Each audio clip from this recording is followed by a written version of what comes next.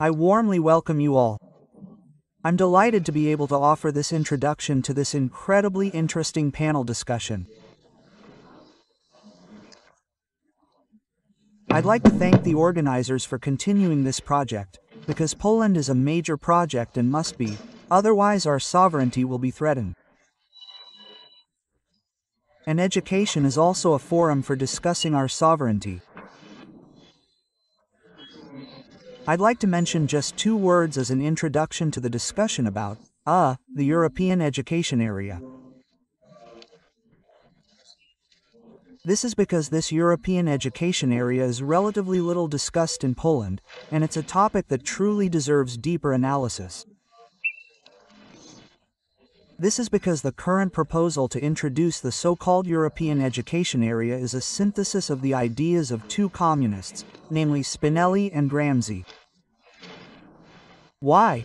Why Spinelli? Spinelli, he's a communist who is revered in the European Parliament, and in European institutions in general, almost like a demigod. When you enter the European Parliament, you see him in this persona. He has entire floors and rooms dedicated to his achievements, and his overall idea was to create a common European state in the future.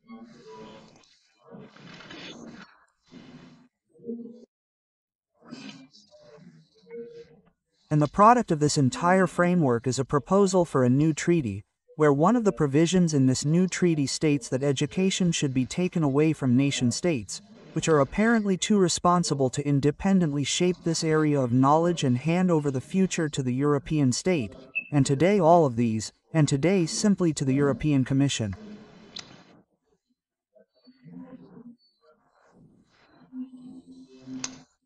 This is because, under the current division of treaties, education is subject to the principle of conferral.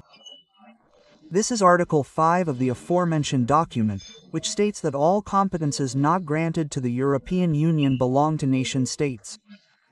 Education is one of those areas that has not been ceded to the European Union at all.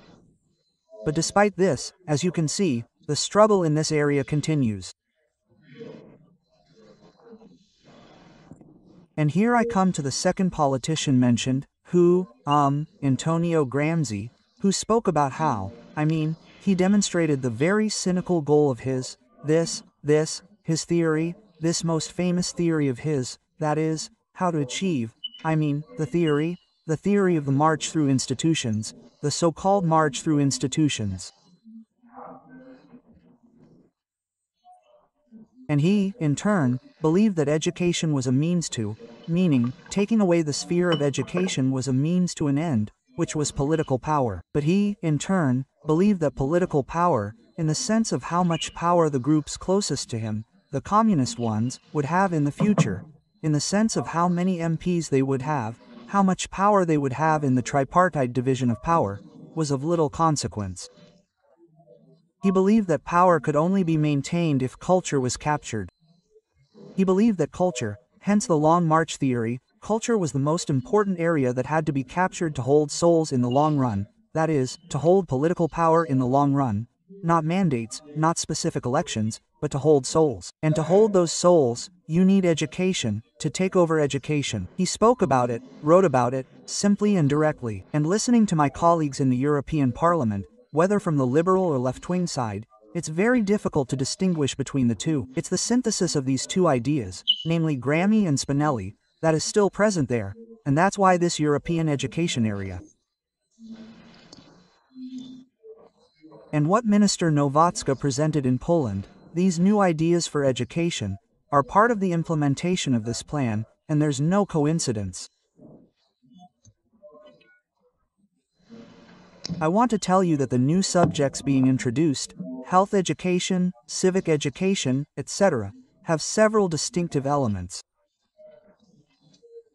That is, the concept of family is disappearing altogether, and the very name of the subject, which preceded education, preceded health education, and even the curriculum itself, is disappearing.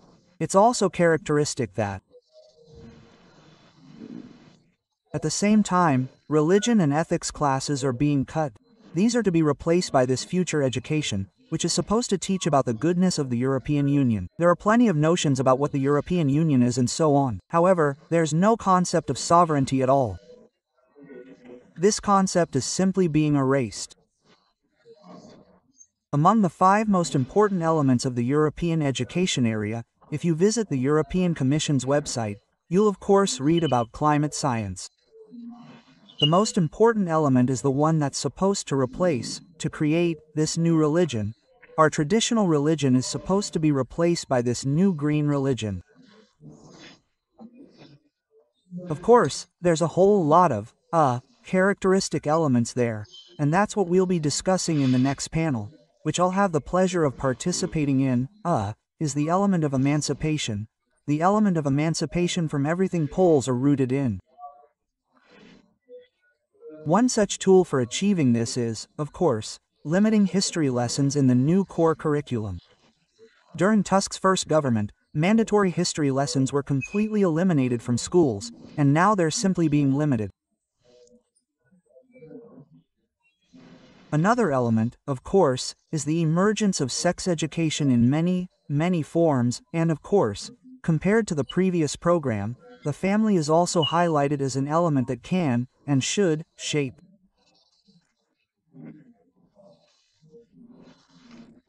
Responsible knowledge of this issue among young people. Instead, concepts like the local community and NGOs are being introduced, which, instead of the family, are supposed to teach how to approach this, and within these complementary elements, as you know.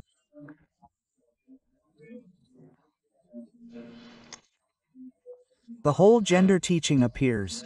Emancipation from even the definition of gender, of which, as you know, according to the European Union, there are 256, but generally, all of this is supposed to lead to one element: the rejection of everything in which young people, in which Poles, are rooted: nation, religion, every identity.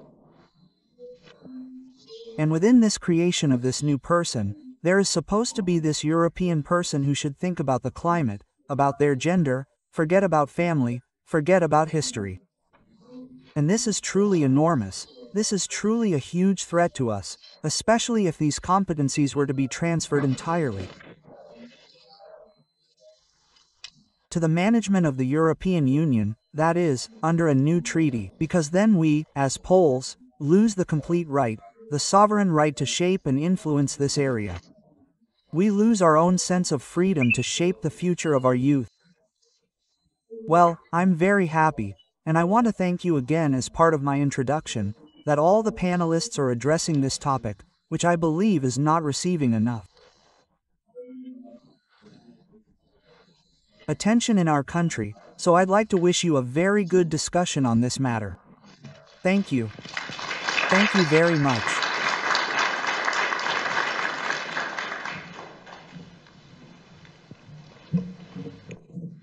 Thank you for devoting your Sunday to this topic of education.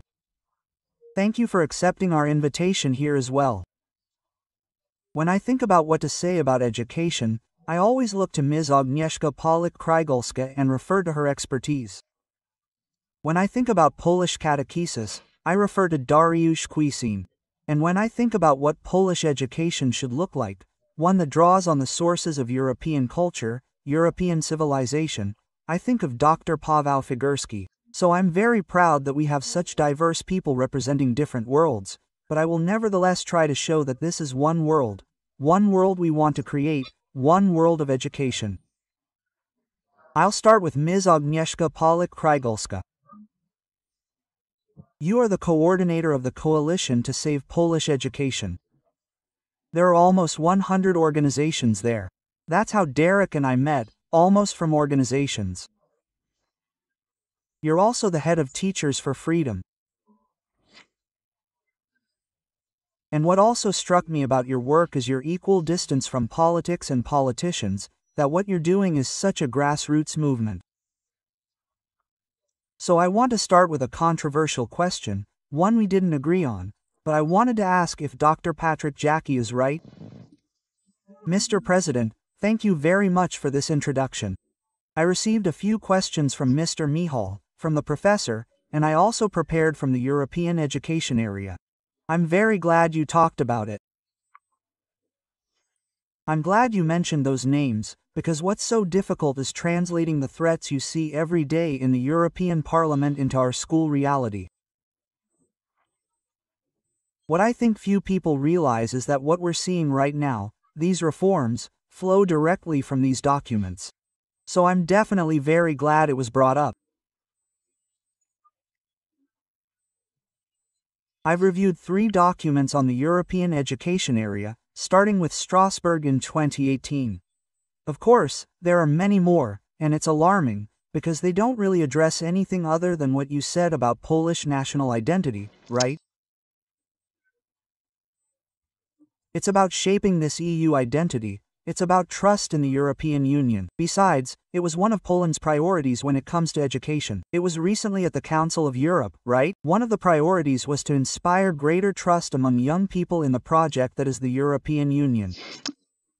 The second priority was inclusive education, and this is precisely the second leg, you could say, of this great education reform in the European Union, which also needs to be discussed, because it's really impacting our schools now. There will probably be more space later, right, on these threats, so I don't want to elaborate. However, this government and the Ministry of Education are definitely, quite consistently and quite efficiently translating what's in the European Union and European Commission documents into the realities of Polish schools. Unfortunately, what we're struggling with actually stems from there. So thank you very much for this contribution. We'll be talking about what school should be like, this school that teaches. We're talking about the return of the school that teaches, and I'm looking at Dariusz. Well, if I'm going to talk about the return of this school, then perhaps this school once existed. And will you tell me, have you ever experienced a real school that teaches, or does this school have to be invented? It wouldn't hurt to press a little false start. School teaches, it always has, but I think school isn't an impersonal institution. School is about teachers. And have we ever met such teachers? Yes. I had a very good Polish teacher, and we didn't like her. She was my teacher for 8 years, but thanks to that, we all smiled, because we all have people like that, right? We didn't get along, but somehow we liked each other. Later, I kissed her hand when I wrote my first book, didn't we? And when I handed it to her, because she taught me how to use words, and that stays with us for life. Similarly, I had a brave historian. I was in high school after martial law, the first one we bravely knew had suffered for solidarity and the first to tell us the truth about Kwiecień, which was forbidden. You remember, ladies and gentlemen, in the communist era, it was the founding massacre of the Polish People's Republic, where you couldn't tell the truth about Kwiecień, and that was the authority, and I sort of turned to the humanities and history, right? I also turned to studies. So I think there are teachers today who teach. My son, for example, graduated from the nearby high school in Bielany, Warsaw, and in his second year, a good physicist with a doctorate from Oxford came in, wanting to share his passion for teaching physics. And today he's a third-year physics student, right, and 2 of his classmates. So we still have teachers like that. The only question is how to recruit them, because we're at a school where I just spoke with the chairwoman of the Educational Solidarity Movement. He spoke, saying that teaching is one of the oldest professions in Poland among the professional groups. We're approaching an average of 50, and I didn't want to believe it, but I think it's true that the average age of professional teachers is 70. I say 70, but I have 3 colleagues myself, because I teach at an electrical technical school for religion, who are 80, so it might be true. And there are no takers, right? Pedagogical studies are empty. Well, there are various reasons. First of all, educational solidarity is now demanding that the average in our profession be linked to the average in industry, right? Or somehow linked, because young people don't want to go to school to teach because they won't earn much to start with. Secondly, raising the prestige of teachers is also definitely important. I remember in the 1990s, a teacher was the one who didn't make it in the job market, especially a subject teacher, right? If you didn't make it, you ended up in school, and now we live in a time when a certain gap is opening up in education. And we all want to know that education is the driving force behind both society and the nation. I'd even go so far as to say that it's not just about prestige, but also about dignity. I also look at my university colleagues, often looking this way. Where is our dignity? Where is this sense that what we do as teachers somehow influences subsequent generations, right? Why don't we have this dignity? Why do students constantly judge us? And everyone judges us, and we are increasingly deprived of this dignity, so this really resonates with me. And, Derek, you mentioned 50 years here, and then you said 70 years. Paweł, you work in media studies. You're one of the most distinguished Polish media scholars, just like I do. You work at the Institute of Art, and I'd like to ask you for a perspective on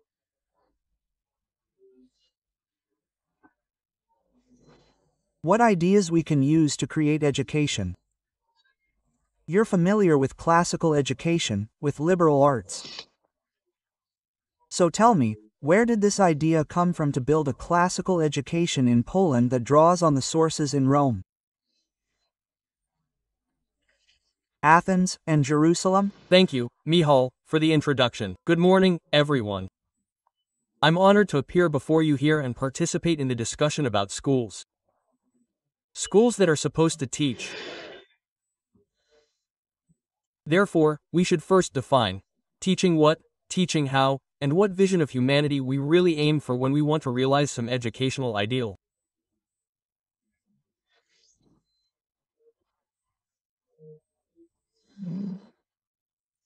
From a European perspective, because here I also understand that the aim of the panel is, on the one hand, to address current issues, as the MEP presented them, but on the other hand, to seek a broader and deeper vision or a specific teaching strategy that could be implemented in the future.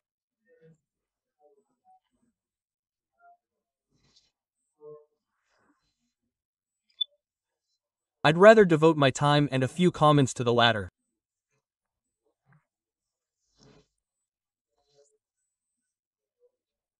So, in the European model that typically operates, universities and schools are oriented towards professional life, in the sense that schools prepare students to pass tests to get into university.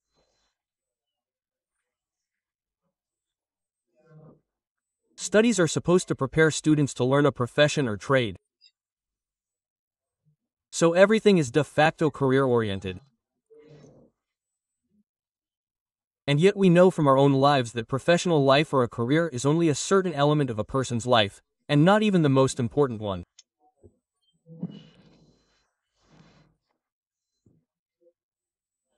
And from this perspective, it seems to me that education in Poland, but not only in Poland, in Western Europe, and more broadly, this model of university or Humboldt education fails to realize what we truly expect from life: fulfillment, happiness, and that balance between professional and personal, familial aspects.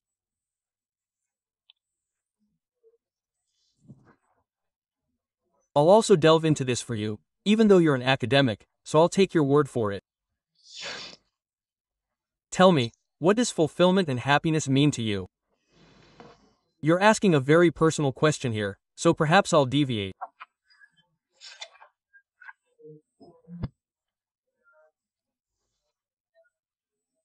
Speaking of the vision of an integral school or a model of integral education that strives to develop, not so much knowledge, but good practices that will later enable lifelong learning and the pursuit of what we care about, namely the development of our humanity, this model of education is not my idea.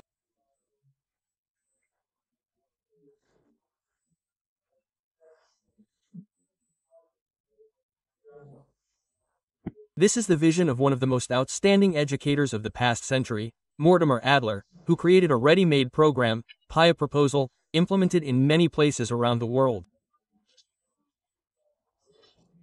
It's ready, so in fact, it could be adopted and implemented. And in his view, schools should teach learning. Learning to realize the ideal of full humanity, of development, both intellectual, but not just as imparting knowledge, but also by developing certain practices and curiosity, which we will later implement in our professional lives.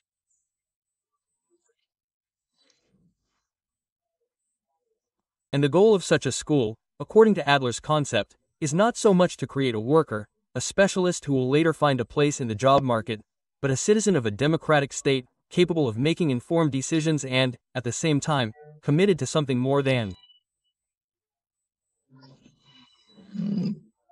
achieving individual degrees, titles, or career advancement.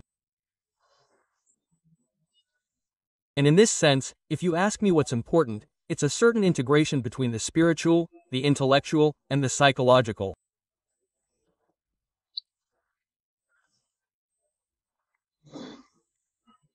Adler devoted his entire life to this vision of teaching, and I think we could benefit greatly from his work. In Poland, we also know that this ideal is being realized in many places around the world. You were also at Notre Dame, so you saw more or less the direction in which it could be realized. Thank you very much. After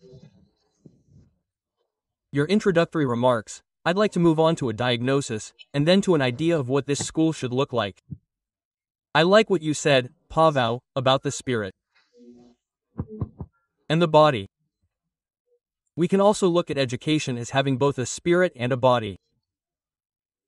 You can't have education without a body, without teachers, but it's without some spirit, without some purpose that accompanies this education. And how do you see the state of schools today?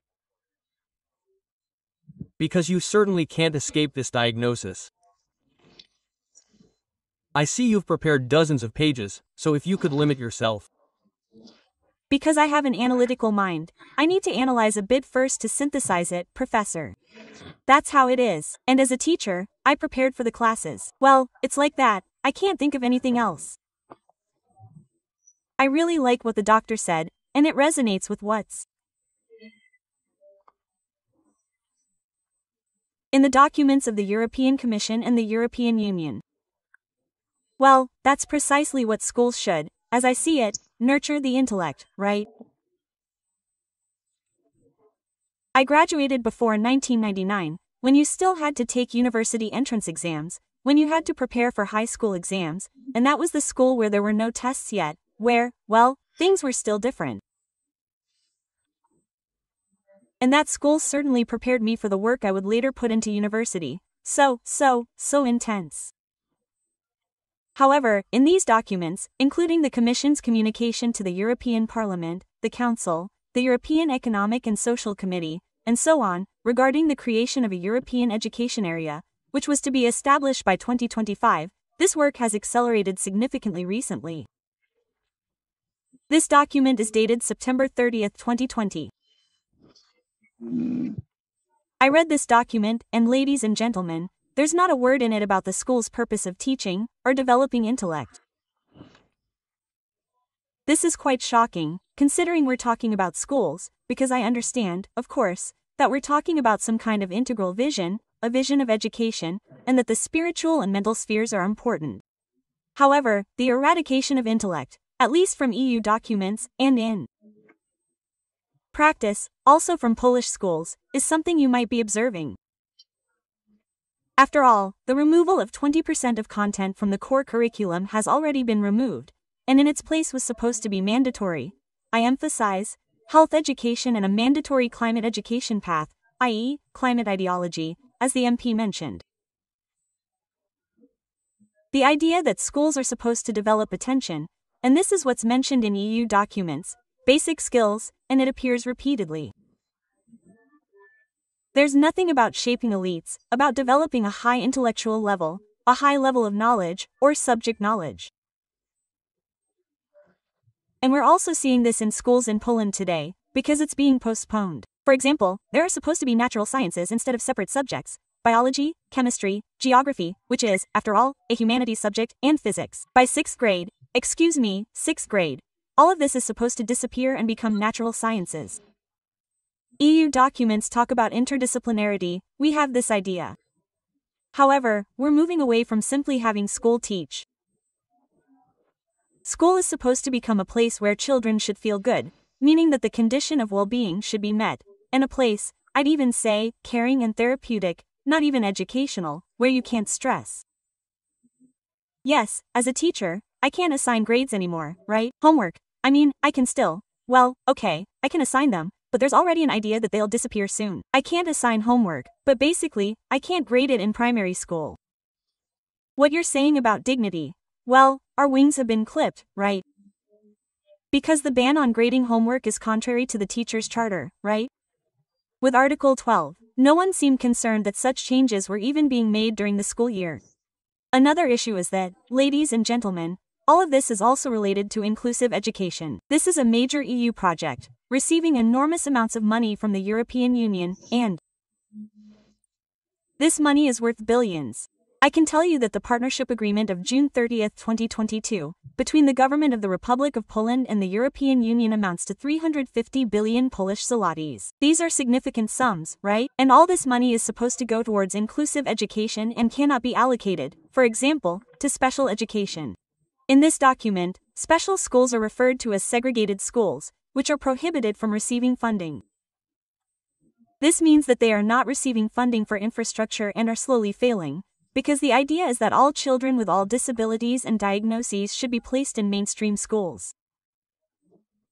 And we, as teachers, see perfectly well how bad an idea this is, because not all children are able to function there, and how much it lowers the standard of teaching. Functional assessments have also recently been introduced. I know these are specific things, but ladies and gentlemen, this is an assessment of a student not in terms of their academic performance, but rather how they function, and this is taken directly from special education schools. So, in general, and what else is in these documents is interesting. Teachers are called, ladies and gentlemen, a professional workforce. Well, when I read it, I don't want to be a professional workforce, because that sounds terribly communist, but that's the climate, because that's how the EU operates. As the MP said, it's the communists who set the tone, and now they've set the tone for these solutions.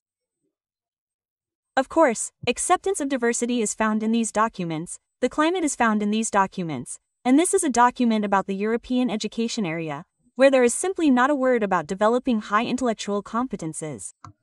That's what it looks like right now. And it's very difficult to grasp, because even when you talk to the political class, I don't get the impression that they still don't grasp how serious a threat this is. And in Poland, what you're observing stems from these documents.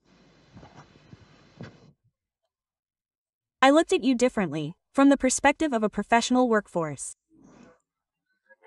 Yes. You look different now, but also I really like metaphors, because they reveal a lot about our thinking, and see that in this metaphor of a professional workforce, there's no spirit at all. Professionalism is something that relies on the ability to manipulate. Force has nothing to do with spiritual strength here. In the workplace, it brings us back down to earth, so the metaphor you mentioned somewhere seems to me to say more than you might even want to express. I think, Professor, that for the authors of this document, it's not a metaphor. I just want to emphasize that. Okay, I apologize. It really is, as reality is, that we're in a very bad place. As you'll notice, our panel discussions often present our topics in the form of questions. We're seeing young people turning to the right. Is this an opportunity for the European Union? In a moment, we'll be talking about the direction the European Union is heading. Sometimes it's difficult to answer these questions, yes or no. And here's my feeling, and this will be the last question for you in this round. Is there a place for a school that teaches in European Union documents?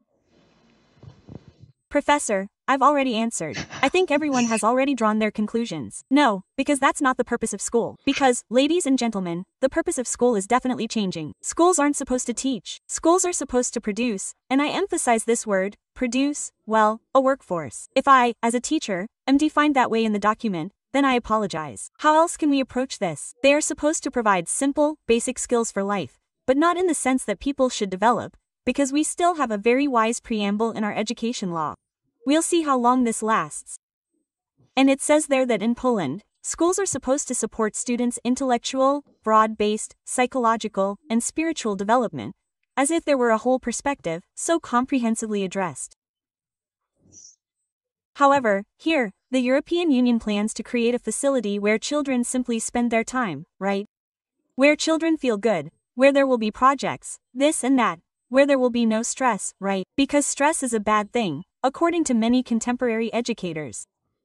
Of course, I have a different perspective, but I don't have the space for it, and unfortunately, ladies and gentlemen, I also want to mention this right now. There's already a government-approved project on the docket, as we call it Lex Nowacka, the UD 220 project, which has its impact on Polish schools, as it aims to eliminate all knowledge from the core curriculum. There's a provision there that states that the core curriculum should include educational goals and learning experiences as mandatory, and what was there until now, knowledge, is disappearing. What does that mean? That means that a child has to have it, and it's in the core curriculum. I reviewed the proposed core curriculum for Polish. Well, there's an obligation to go to the theater with the child, to complete a project, but in grades from 4 o'clock on, it's compulsory reading. There was quite an uproar, wasn't it? The minister said that wasn't true, but it is. In the Educational Research Institute's documents, the curriculum framework doesn't list any compulsory reading for children in grades 46, and in grades 78, only 3 of the 9 required readings remain. This is the direction, but if this bill, which will soon appear in the same, that's why I want to speak out about it, is an appeal to politicians to take an interest and not vote for this UD 20 bill. If it's passed, all of this will be implemented, right, so that children will no longer be required to know anything, or very little. So there's no room for a school that teaches, because no one cares about it. That is, it's supposed to teach these basic skills, so that they can somehow find their way in the world and survive. But a young person isn't supposed to develop, they're not supposed to be independent, they're not supposed to be an independent, self-directed intellect, but an externally directed one, I'd say, and probably not even an intellect. Now let's move from a pan-European perspective, also from the perspective of documents, to Polish conditions. Derek, how do you see the presence of religion in Polish schools? How do you generally view Polish schools now? At this point, when religion is being somehow eradicated? Yes, right. I was afraid you wouldn't ask about that here, because we've focused on knowledge. School is indeed a place for enlightening the mind, but what the doctor is saying is about education, developing certain skills or improving, but also shaping the human spirit, right? This attempt to push religion and ethics, a derivative of philosophy, to the margins of a very important component. Because when I diagnosed Polish schools, the question was asked earlier, what is their greatest problem? Looking at this generation, I think it's the growing so-called ontological gap, right? The unconscious pain of existence. Let's face it. Professor Editor Gorny is sitting here. He just wrote and recently published a book, 1000 Years of Spiritual History of Poland. Our culture is linked to Christianity, and now they want to throw that component away, right? That's my experience too. When did I start learning?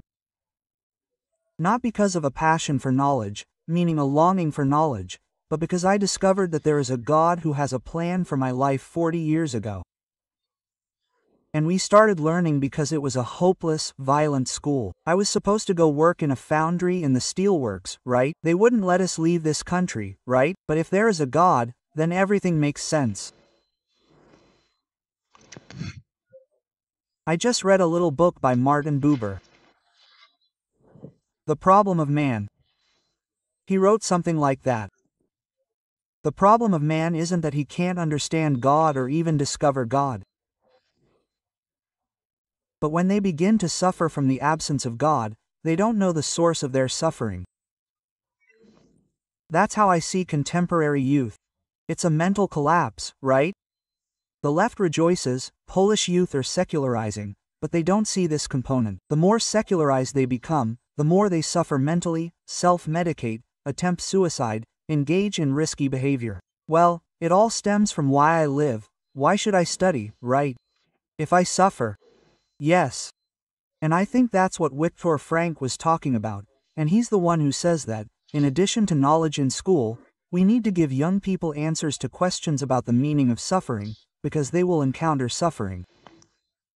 They don't have that space if there's no religion, no ethics, because our sense of meaning is stronger than the instinct for life. Each of you here is also here, We have full spirituality within us. Yes, most of us believe in God. Both Christianity and Christianity also address the meaning of unjust suffering. I'll be at the nearby parish in Malosiny right now, advertising, and I think we live with the professor. Starting tomorrow evening, he's been preaching a series of catechesis sessions for adults, and there's one example, a leak in an ammonia pipe in some factory near Madrid, right? Ammonia, an asphyxiant, and people started fainting and having convulsions, and ambulances started coming to take them to the hospital. But those ambulances would be endless if someone didn't find someone to plug that hole, right? And now we have a taboo. Labor. Yes. I don't know about labor, but we now have, listen, I really see it in my school. There used to be one teacher and one nurse.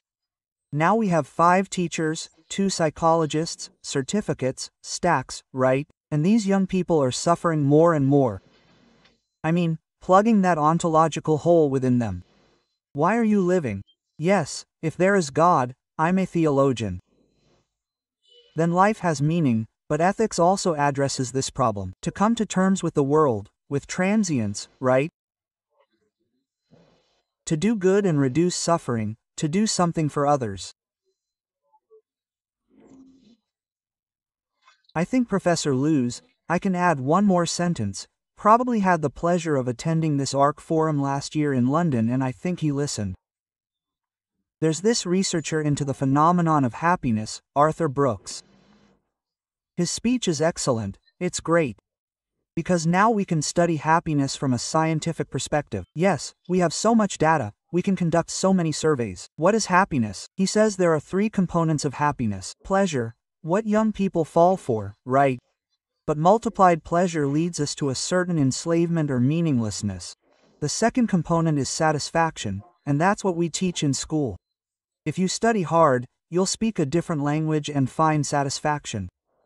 Or you'll improve your body, achieve certain results, win a medal, right?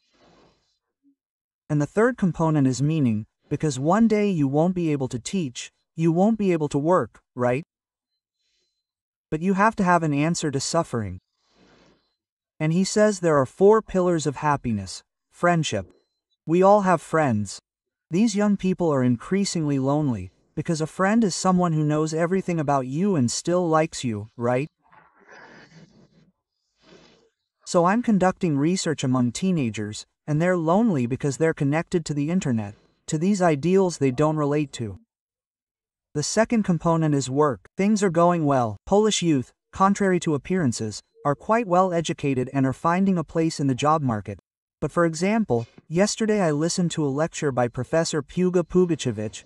I think she's back from the Sorbonne. She teaches at the University of Warsaw, because I'm a library science student, just to protect herself if religion is removed from school. And she says that in Poland, we have a very good social capital of knowledge, but our relational capital, for example, is abysmal, the lowest in Europe. People don't trust each other. Right? Well, that also stems from historical reasons. We would still have to be under partition, but that needs to be improved to make a civilizational leap. Religion and ethics teach this. Let's meet at an Oxford debate at school and understand each other. You and I want what's good. Let's not condemn these communists. They also have a certain vision of happiness. They want some good, they just define it differently, right? And the third thing that affects young people, too, is family. Each of us lives in a family. And young people suffer because their parents' families are falling apart and they're afraid to start one themselves, right? That's a component of happiness. How do we create a successful family? We have children, we have satisfaction, we have a place to go after work, and that's what schools are supposed to teach. I'm in 4th grade, studying theology of marital life. How do we establish a happy marriage? Well, tell us right away. It's impossible to say, or impossible. Well, yes. And there was also a WDZ, Women's Daily. Mrs. Agnieszka says, they pushed education for family life, taking absolutely no part of it, sex in a relationship, true, bonding, not as pleasure, but as pleasure. And finally, there's faith in God. That's a component of happiness, it turns out. Thank you. I can add a few words about this Education for Life program, because ladies and gentlemen, it's true that our success with groups that opposed health education was achieved due to political circumstances and the elections, but it was achieved thanks to protests, in which the coalition for the flooding of Polish schools was also heavily involved. You may remember December 1st, that large protest in Warsaw in 2024. Health education isn't mandatory, but let's be aware that this is only a partial success, and in fact, it's the tip of the iceberg, because it affects all parents. We didn't want anyone interfering with our children's upbringing and our parental rights, right? But the minister actually said from the beginning that it should be a compulsory subject and will strive for that. However, what Mr. Derek said about schools also preparing for starting a family, I don't know if you're aware, is precisely family education. Research has been conducted by the Institute for Integrated Prevention. This is one of the factors protecting young people. This study included 80,000 respondents, so a large group of students, parents, and teachers. No, sorry, students. Students, because it was about students. So one of the factors protecting against, drunkenness, drug use, early sexual initiation, but also a reluctance to have children was family life education. It's a subject that showed some ideal, right, of this family. Health education is the opposite, because it only says that things should be pleasant. Indeed, it is. I also want to refer you to two things. When it comes to health education, you can expand your knowledge. We published, a health education guide. The author is Mr. Zbigniew Barczynski. You can view it in electronic form on the website, www.teledukaji.pl, and there, the second part of this page is also devoted to Lex Nowacka, i.e., what Ms. Nowacka wants to do now. Did you meet with Minister Nowacka after these protests? Or did you meet with Minister Nauk? But Ms. Nowacka doesn't seem to meet with Sharia. I haven't noticed, and that's how she calls us. To her, I'm the Sharia of the porn philosophies. I don't remember, because she doesn't collect such terms. In any case, I don't think she considers this a major social movement. And we gathered 15,000 people. There were dozens of protests across Poland, 200,000 signatures on various petitions. But we're not partners for discussions. You're not a civil society. Yes, I am. But I don't think Ms. Nowacka realizes that, right? Well, we're not partners. Yes, others are partners. I also wanted to mention Brooks, whom Derek referred to here. He's a professor at Harvard Kennedy School and Harvard Business School. He teaches the most popular courses on happiness, and he talks about the 4 things that bring us happiness: family, friends, meaningful work, and faith.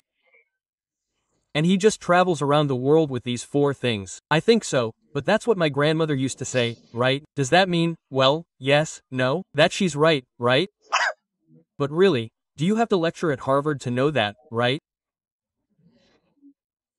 So it strikes me that you often have to make a very, very long journey to return to your grandmother's, to understand some fundamental truths of life, right?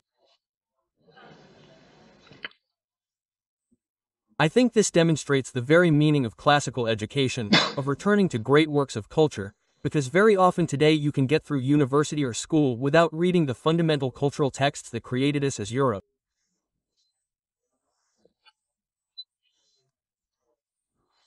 And here, it seems to me, this return to classical works, including classical languages, also made possible by many works that have recently been created.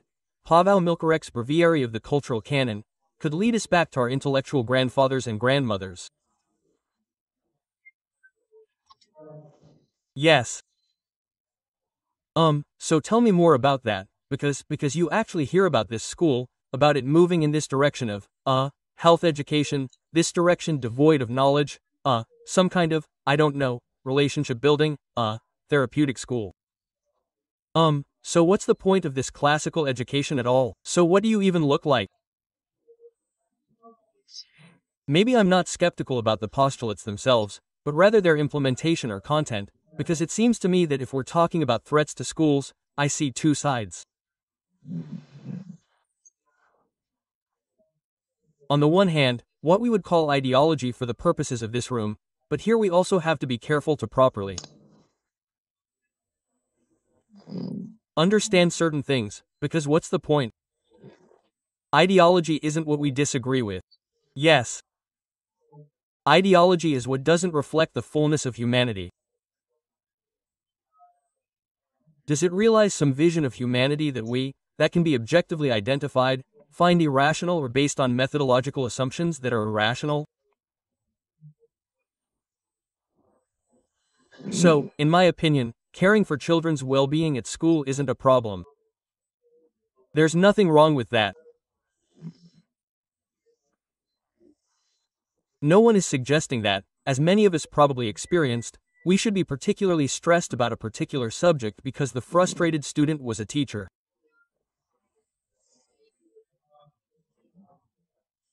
That's not a bad idea. Implementing these other components, or drawing attention to what isn't just intellect, a broader model of education, is also a good idea, in my opinion. Rather, the problem is that a specific, irrational vision of humanity is being pushed.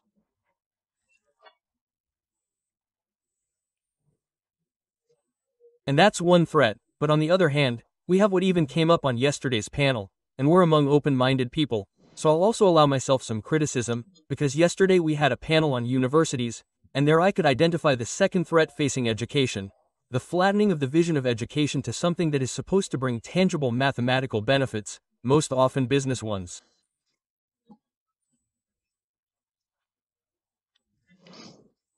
Universities aren't there for that. I'm trying to commercialize my digital product. Perhaps someone in the audience can even help me with this. However, this isn't the purpose of a university, it isn't the purpose of education, it isn't the purpose of school.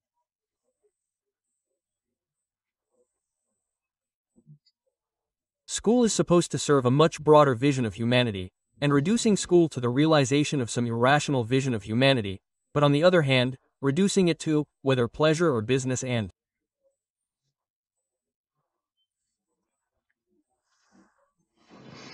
profit, also seems like a significant threat to me. I can join in with the criticism now. Fine, I can do this. The question is, I have another 10 minutes, but I'll discuss this well-being, because it's not about us not wanting it. Maybe that sounded a bit wrong, right? Because it's not about us as teachers deliberately stressing out students or not wanting them to feel good at school. We do, right? It's just about a certain focus. If we read the documents, if we observe the changes currently being pushed by the ministry, where knowledge is being eliminated, the rational approach is being eliminated, as well as objective knowledge, and it's said that, for example, in the proposed Polish language core curriculum, children are supposed to determine their own attitudes toward universal values, which are not in any way indicated in the core curriculum. So where are they supposed to get this from, right? That's my question. So this is the axiological vacuum that appears. However, it's about balancing things in the right proportions. It can't be that schools should, above all else, care about well-being. Besides, I really dislike that word, because it comes from animal husbandry, and look at how interesting it is, how it's been adopted. And as we know, I'm a Polish studies major. Language means a lot and says a lot, right? All these linguistic processes also reflect certain thought processes, and as I said, even philosophical ones. So here I'd just like to add a note, a footnote, so I can be understood correctly. No, of course we don't want to overly stress the children, but we do demand. I don't see why I shouldn't demand. Yes, if they're going to learn something, they have to learn it. And period, they have to learn to write, they have to write. No, they won't learn to write by looking each other in the eye and telling each other stories, because they simply have to do it. I have to check it, evaluate it, and so on, and so on. I feel somehow safe here in your hands. I would have learned then. But unfortunately, we won't meet again in these relationships. Yes. And what should it look like? Paweł, I'd also like you to follow up on this. On the one hand, I saw that you listened attentively to what Dariusz Kwiecień is saying here about the role of faith, the role of religion in such integral thinking. I know you also feel close to Cardinal Newman, who imagined that there is no university outside of theology, that theology is precisely what will be, what holds the university together. It shows what a university truly is, because it sets its goals. So tell me, how do you imagine such an ideal of science? The idea of science, somewhere in there, also the classical sciences, how it should look, And later I'll also briefly ask you to tell me how you imagine this positive vision of reality. That's how you referred to Newman, a doctor of the church. His doctorate has already been announced. Yes, he earned his doctorate. However, he lost his own fight for the university, because, as we well know, this was the time of the development of the Humboldt model, which postulates the separation between individual categories of knowledge and the creation of an education focused on educating precisely this worker, this workforce.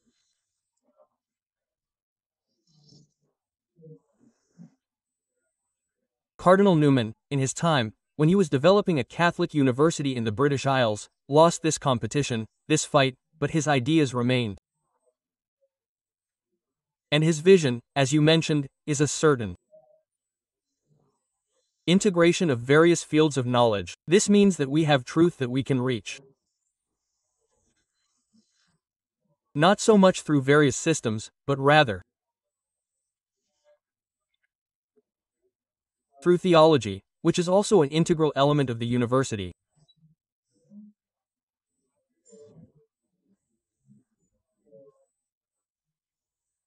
On the other hand, his second goal in the idea of university is to educate a gentleman, or to somehow modernize Cicero's ideal, an orator who is more than just a philosopher, a speaker, a committed citizen who works for the common good.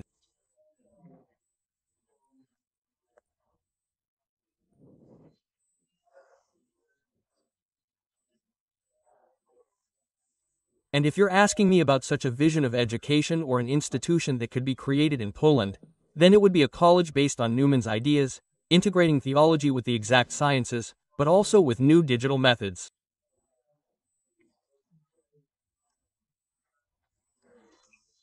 We see the revolution of artificial intelligence.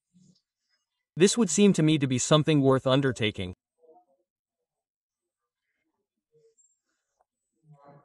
This effort and toil could be undertaken either within an independent institution, an alternative to the existing system, or within existing structures as a separate college.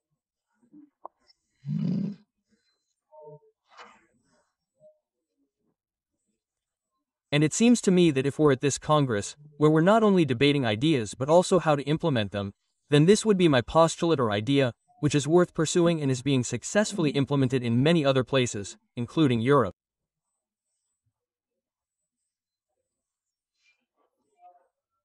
We already have dozens of institutions within the Newman Guide, affiliated or otherwise associated, pursuing this ideal, integral education, combining spirit, body, intellect, but also the psyche.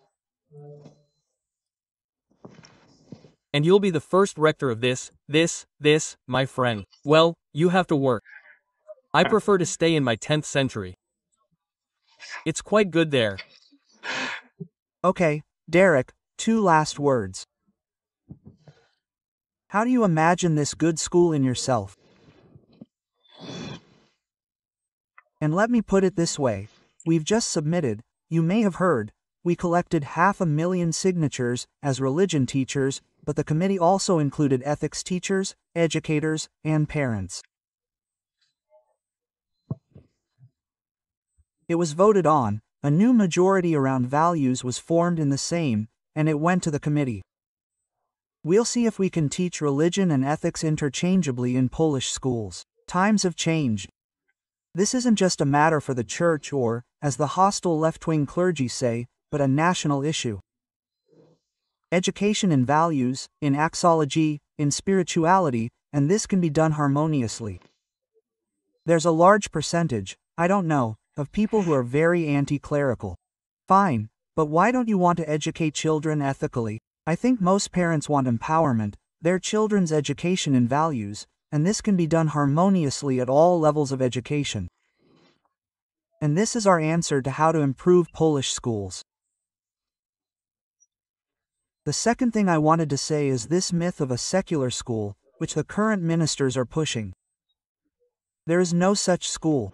It's an atheistic school, and we don't want that. That was the case in the Polish People's Republic, right? Yesterday I had a lecture with Professor Iwona Pugazu.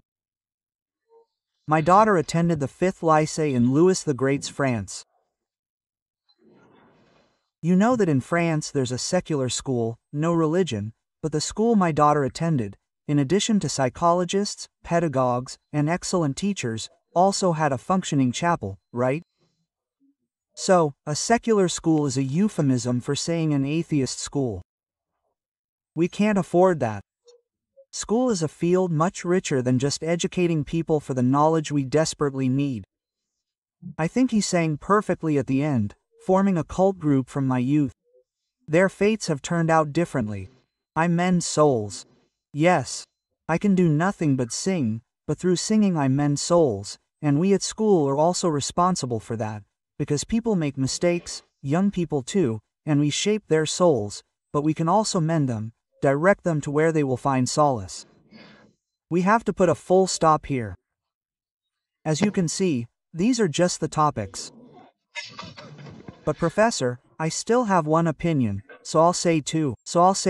Please promise me, because I'm looking at the first sentence, ladies and gentlemen, let's build a Polish education area, not a European education area. This is what we should be focusing on, and this is what we, as a coalition to save Polish schools, want to focus on. Details are available at www.ratujmy.pl. The resolution from the Second KROPS Congress is a school of knowledge, not ideology. It's about values, it's about upbringing, it's about knowledge, it's about intellect. That's the first thing I want to say. First sentence. Second sentence.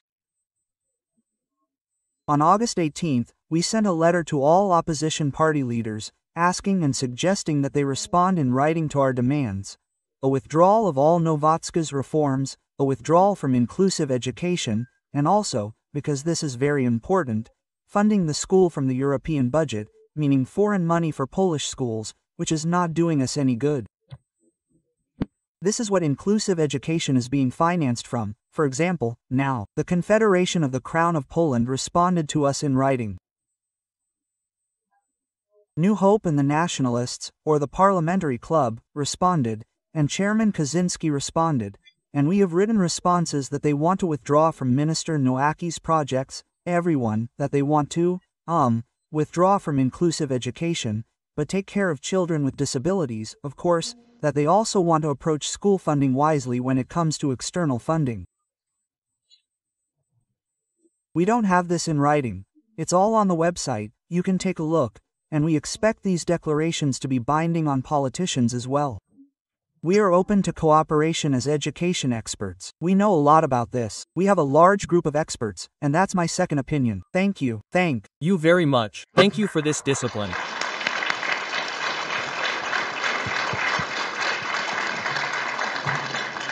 Thank you. Thank you for allowing us to talk about the source, the spirit, the substance of Polish education.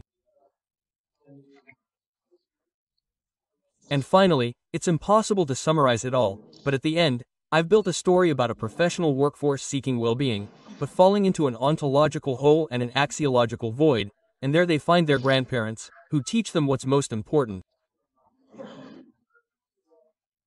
Thank you very much for that.